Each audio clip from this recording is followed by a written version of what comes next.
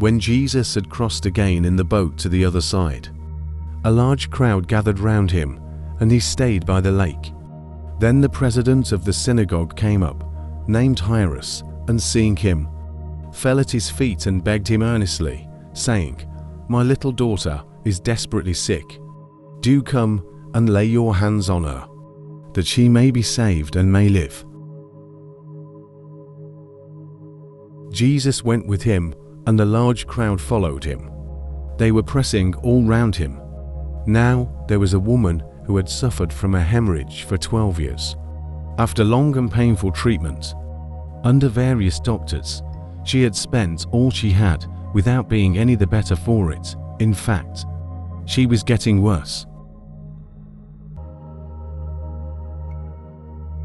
She had heard about Jesus, and she came up through the crowd and touched his cloak from behind, thinking, "If I can just touch his clothes, I shall be saved."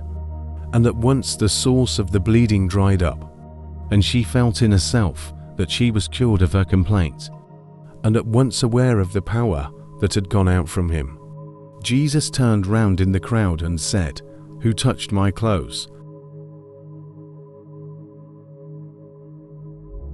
His disciples said to him, "You see how the crowd is pressing round you.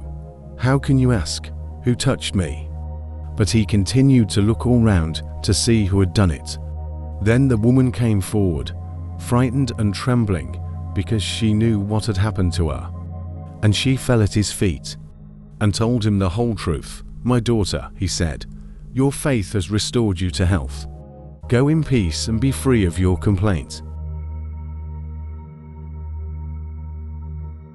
While he was still speaking, some people arrived from the house of the president of the synagogue to say, "Your daughter is dead. Why put the master to any further trouble?" But Jesus overheard what they said, and he said to the president of the synagogue, "Do not be afraid, only have faith." And he allowed no one to go with him, except Peter and James and John the brother of James.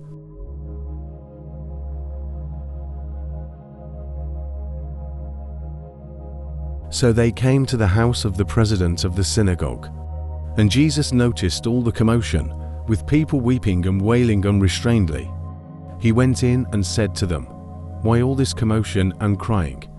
The child is not dead, but asleep." But they ridiculed him. So he turned them all out and, taking with him the child's father and mother and his own companions, he went into the place where the child lay.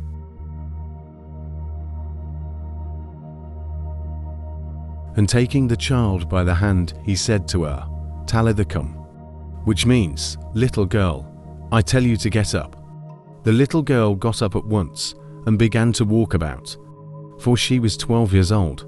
At once they were overcome with astonishment, and he gave them strict orders not to let anyone know about it, and told them to give her something to eat.